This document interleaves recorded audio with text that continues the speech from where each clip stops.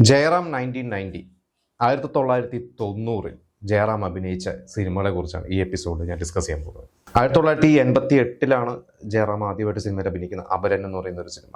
അത് നമ്മുടെ ആ ഒരു 88 എന്ന് പറയുന്ന ഒരു വർഷം, 89 എന്ന് പറയുന്ന ഒരു വർഷത്തെ കുറിച്ചൊക്കെ നമ്മൾ മുമ്പ് എപ്പിസോഡ്സ് ചെയ്തിരുന്നു. അപ്പോൾ ജയറാം മമ്മൂട്ടി മോഹൻലാലിനൊക്കെ പോലെയല്ല, ശരിക്കും നായകനായിട്ട് തന്നെ വന്ന് വളരെ എന്താ പറയുമ്പോൾ ജയറാം തന്നെ മുമ്പും പറഞ്ഞിട്ടുണ്ട്, എനിക്ക് അങ്ങനെ കഷ്ടപ്പെടേണ്ടി ഒന്നും വന്നിട്ടില്ലേ, കോടമ്പക്കത്ത് പോകുക, ചാൻസ് അന്വേഷിക്കും, വളരെ ഈസി ആയിട്ട് നമുക്കറിയാം ജയറാമിന് വളരെ ഈസി ആയിട്ട് ചാൻസ് കിട്ടി. പത്മരാജൻ്റെ തന്നെ 2 സിനിമകൾ അഭിനയിക്കുന്നു. അത് ഇറങ്ങുന്നതിന് മുമ്പ് തന്നെ ഒരുപാട് മെയിൻ സ്ട്രീം സിനിമകൾ ജയറാം അഭിനയിച്ചു. അപ്പം 90 എത്തിക്കഴിഞ്ഞപ്പോൾ കുറച്ച് മോശം സമയമാണ് ശരിക്കും ജയറാമിൻ്റെ. അപ്പോൾ പല ആർട്ടിക്കിൾസൊക്കെ നിങ്ങളും പലരും വായിച്ചിട്ടുണ്ടാവും. ജയറാം കടിഞ്ഞൂൽ കല്യാണം എന്നുള്ള സിനിമ 91 സംഭവിക്കുന്നതിന് മുമ്പ് ജയറാമിന് വളരെ ഒരു മോശം സമയം ഉണ്ടായിരുന്നു. അതിൽ ഒരു മോശം സമയം തന്നെയായിരുന്നു ഈ 1990 എന്ന് പറയുന്നത്. അപ്പം എന്തായാലും 90 സിനിമകളെ കുറിച്ച് പറയാം. നമുക്ക് അതിൽ ഒരു പ്രധാനപ്പെട്ട സിനിമ ഇന്നലെ എന്ന് പറയുന്ന ഒരു സിനിമ തന്നെയായിരുന്നു പത്മരാജൻ്റെ. അത് മുമ്പൊരു എപ്പിസോഡ് നമ്മൾ ചെയ്തപ്പോൾ 89 അത് റിലീസ് ചെയ്തിരുന്നത് എന്ന് പറഞ്ഞിരുന്നു. അപ്പോൾ നമുക്ക് തന്നെ നമ്മുടെ ഓഡിയൻസിൽ ഒരാൾ കമൻറ്റ് ചെയ്തിരുന്നത് 90 അപ്പോൾ ഞാനൊന്ന് അന്വേഷിച്ചപ്പോൾ ശരിയാണ്, 90 എനിക്ക് 89 അതിൻ്റെ പ്രൊഡക്ഷൻ കാര്യങ്ങളൊക്കെ നടന്നിരുന്നു. 90 ആ സിനിമ റിലീസായത്. ആ സിനിമ ഒരു ഹിറ്റ് സിനിമ തന്നെയായിരുന്നു പത്മരാജൻ അതിന് മുമ്പ് 3-ാം പക്കവും കഴിഞ്ഞ് പിന്നെ സീസൺ എന്ന് പറഞ്ഞ സിനിമ ചെയ്തു. സീസൺ വിചാരിച്ച പോലെ ഇട്ടില്ല. അത് കഴിഞ്ഞിട്ടാണ് ഇന്നലെ കഴിഞ്ഞിട്ടാണ് പിന്നെ ഞാൻ ഗന്ധർവനൊക്കെ ചെയ്യുന്നത്. ഞാൻ ഗന്ധർവൻ 91 ജനുവരിയിലായിരുന്നു. എന്നാലും ഇന്നലെ ഒരു വിജയിച്ച സിനിമ തന്നെയായിരുന്നു. പക്ഷെ അതൊരു ജയറാമിൻ്റെ മാത്രമല്ല, അതിൽ നമുക്കറിയാം ജയറാമിനെക്കാട്ട് കൂടുതൽ ഒരു പക്ഷേ കൈയടി കൊണ്ടുപോയിട്ടുള്ളത്, അല്ലെങ്കിൽ പ്രേക്ഷകർക്ക് കൂടുതൽ ഇഷ്ടം തോന്നിയ കഥാപാത്രം ഒരു പക്ഷേ സുരേഷ് ഗോപിയുടെ തന്നെയായിരിക്കും. പിന്നെ വർത്തമാനകാലം എന്ന് പറയുന്ന ഒരു സിനിമ IV ശശിയുടെ ഒരു സിനിമയാണ്. അതിൽ സുരേഷ് ഗോപിയും ജയറാമും ബാലചന്ദ്ര മേനോനും ഉർവശിയും ഇവരെല്ലാവരും ഒരുമിച്ച് അഭിനയിച്ചിട്ടുള്ള ഒരു സിനിമ. ഒരു മൾട്ടി സ്റ്റാർ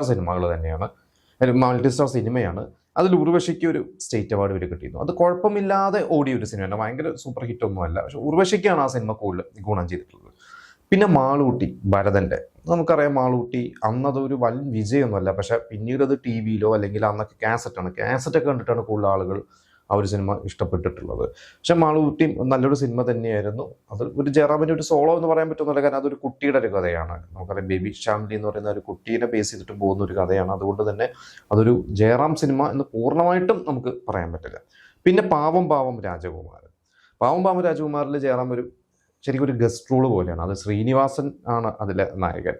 ശ്രീനിവാസനും സിദ്ദിഖും ജഗദീഷും മണിയും പിള്ളരാജു ഇവരുടെ കുറേ സുഹൃത്തുക്കൾ. ശ്രീനിവാസൻ എന്ന് പറയുന്ന പാവം ഒരു രാജകുമാരൻ്റെ കഥയാണ്. അതിലൊരു ഗസ്റ്റ് റോള് പോലെ വരുന്ന ഒരു കഥാപാത്രമാണ് ജയറാം ചെയ്തിട്ടുള്ളത്. എനിക്ക് തോന്നുന്നു ഇത് തമിഴിൽ പ്രിയദർശൻ ചെയ്തപ്പോൾ കാർത്തിക്കായിരുന്നു. അതിൽ ജയറാമിൻ്റെ റോളാണ് തോന്നുന്നു മോഹൻലാൽ ചെയ്ത്, എനിക്കിപ്പോൾ ഓർമ്മ കിട്ടുന്നില്ല. എന്തായാലും പ്രിയദർശൻ ഈ സിനിമ പിന്നീട് കാർത്തിക്കിനെ ഭാനുപ്രിയനെ വെച്ചിട്ട് തമിഴിൽ റീമേക്ക് ചെയ്തിട്ടുണ്ട്. അപ്പോൾ അന്നൊന്നും പിന്നെ ഈ പറഞ്ഞ സോളോ ഹീറോ അല്ല, എല്ലാവരും മൾട്ടി സ്റ്റാർ സിനിമകൾ ചെയ്യുന്ന ഒരു സമയമാണ്. അങ്ങനെ ജയറാമും ഇപ്പം ഞാൻ ഈ പറഞ്ഞ സിനിമകളൊക്കെ ഒരു മൾട്ടി സ്റ്റാർ സിനിമ തന്നെയാണ്. പിന്നെ തൂവൽ സ്പർശം നന്നായിട്ട് വിജയിച്ച ഒരു സിനിമ തന്നെയായിരുന്നു. അതിലും ഈ പറഞ്ഞ ജയറാമും മുകേഷും സായികുമാറും ഒരുമിച്ച് അഭിനയിക്കുന്നു. ഒന്ന് സായികുമാർ റാംജിറാവു കഴിഞ്ഞിട്ട് ഹിറ്റായി നിൽക്കുന്നു. മുകേഷും അന്നൊരു താരമായിട്ട് വളർന്നു വരുന്നു. പിന്നെ അതിൽ സുരേഷ് ഗോപിയുണ്ട്, അതിൽ ഒരു പ്രധാന ഒരു വേഷമുണ്ട്. അപ്പോൾ അതും ഒരു മൾട്ടി സ്റ്റാർ സിനിമ തന്നെയാണ്. പിന്നെ വചനം എന്ന് പറയുന്ന ഒരു സിനിമ, വചനം ലെനിൻ രാജേന്ദ്രൻ്റെ ഒരു സിനിമയാണ്. അതിലെ പാട്ട് നമ്മൾ ഇപ്പോഴും കേൾക്കാറുണ്ട്. ദീർമിടി പീലി എന്ന് പറഞ്ഞ മോഹൻ സിത്താരയുടെ ആ ഒരു പാട്ട് അതിപ്പോഴും നമുക്ക് എന്താ പറയുക, അത് ഒരു പക്ഷേ വചനത്തിലെ പാട്ടാണെന്ന് പോലും പലർക്കും അറിയണ്ടല്ലോ. പക്ഷെ ഇപ്പോഴും എല്ലാവരും പാടിക്കൊണ്ട് നടക്കുന്ന ഒരു പാട്ടാണ്. അതിലും സുരേഷ് ഗോപിയും ജയറാമും ചാരു ഹസൻ, സിത്താര എല്ലാവരും ഉണ്ട്. അത് പിന്നെ ഒരു ഓഫ് ബീറ്റ് ലെവലിലുള്ള ഒരു പടമാണ്. പിന്നെ ശുഭയാത്ര, കമൽ ഡയറക്റ്റ് ചെയ്ത സിനിമ. അതിൽ ജയറാമും പാർവതിയാണ് ഒരു പ്രധാന വേഷമുള്ളത്. അതിൽ ജഗദീഷുണ്ട്, നല്ലൊരു റോളുണ്ട്. പക്ഷെ അത് ജയറാം പാർവതിയുടെ തന്നെ, ജയറാമിൻ്റെ ഒരു സോളോ പടം തന്നെ പറയാം. പക്ഷെ ആ സിനിമ ഒന്ന് വിചാരിച്ച പോലെ അങ്ങനെ വലിയൊരു വിജയം ഉണ്ടായിരുന്നു. അതിൽ ഏതൊരു ചെറുകഥനെ ബേസ് ചെയ്തിട്ടുള്ള ഒരു സിനിമ തന്നെയാണ്. പക്ഷെ വിചാരിച്ച പോലെ അത് അത്ര ഒരു ഹിറ്റ് അല്ലായിരുന്നു. പിന്നെ പാവക്കൂത്ത് എന്ന് പറയുന്ന സിനിമ, അത് നല്ല റിപ്പീറ്റായിട്ട് ഇന്നും ആളുകൾ യൂട്യൂബിലൊക്കെ കാണുന്നൊരു സിനിമയാണ്. പക്ഷെ അന്ന് ആ സിനിമ ഫ്ലോപ്പായിരുന്നു. അത് ശ്രീകുട്ടൻ എന്ന് പറയുന്ന ഡയറക്ടർ, പിന്നീട് തക്ഷശിലയൊക്കെ ചെയ്ത് രഞ്ജിത്താണ് ആ ഒരു സ്ക്രിപ്റ്റ് എഴുതിയത്. പക്ഷെ ആ സിനിമ അന്ന് വലിയ വിചാരിച്ച പോലെ ഏറ്റില്ല. നല്ലൊരു സിനിമ, കുറച്ച് ചിരിക്കാനുള്ള അത്യാവശ്യം ഒരു ഫൺ സിനിമ തന്നെയായിരുന്നു അത്. പക്ഷേ ഈ പറഞ്ഞ പോലെ അതൊന്നും അങ്ങനെ വലിയൊരു ബ്ലോക്ക് ബസ്റ്റർ ആവാത്തതൊക്കെ ജയറാമിൻ്റെ താരമൂല്യത്തെ അന്ന് ബാധിച്ചിട്ടുണ്ട്. പിന്നെ മറ്റൊരു സിനിമ എന്ന് പറയുന്നത് കുറുപ്പിൻ്റെ കണക്ക് പുസ്തകം. അത് ബാലചന്ദ്ര മേനോൻ്റെ ഒരു സിനിമ. ബാലചന്ദ്ര മേനോൻ്റെ പാറ്റേണിലുള്ള ബാലചന്ദ്ര മേനോൻ അഭിനയിച്ച, ബാലചന്ദ്ര മേനോൻ ഡയറക്റ്റ് ചെയ്ത, ബാലചന്ദ്ര മേനോൻ തന്നെയാണ് അതിലൊരു പ്രധാന കഥാപാത്രമായിട്ട്. അതിൽ ഒരു അനിയൻ ക്യാരക്ടറായിട്ടാണ് ജയറാം ഉള്ളത്.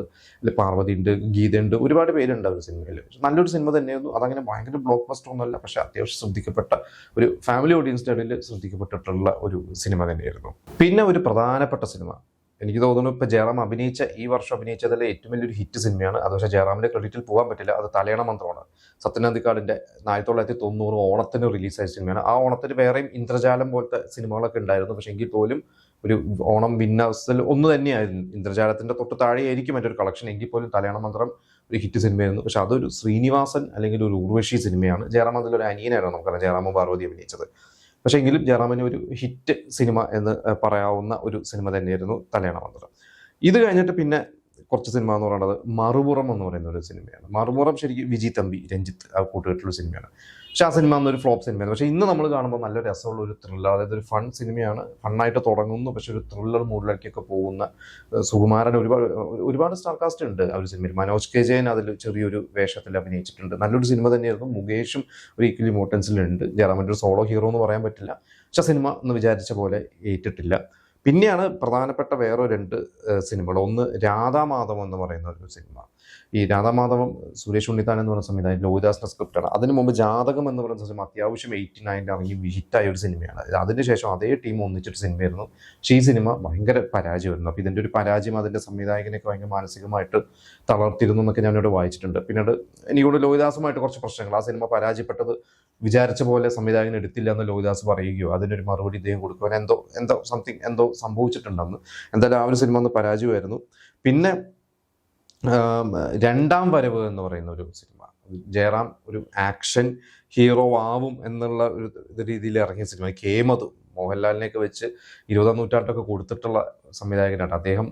ഈ പറയുന്ന ജോൺ പോളിൻ്റെ സ്ക്രിപ്റ്റാണ് ജയറാമിനെ വെച്ചിട്ട് ചെയ്ത ഒരു സിനിമ. ജയറാമും രേഖയും സുകുമാരൻ്റെ ഒരു ആക്ഷൻ ഒരു മൂഡിലുള്ള ഒരു സിനിമ തന്നെയായിരുന്നു. പക്ഷെ ആ ഒരു സിനിമ ഭയങ്കര ഒരു പരാജയമായി പോയി തിയേറ്ററിൽ. അപ്പോൾ ജയറാമിന് അതിന് മുമ്പും പുതിയ കരിക്കുളം എന്ന് പറയുന്ന ഒരു സിനിമ 89 ജയറാം ചെയ്തു, അതും ഫ്ലോപ്പായിരുന്നു. ഈ ഒരു സിനിമയും ജയറാമിന് ഫ്ലോപ്പായി.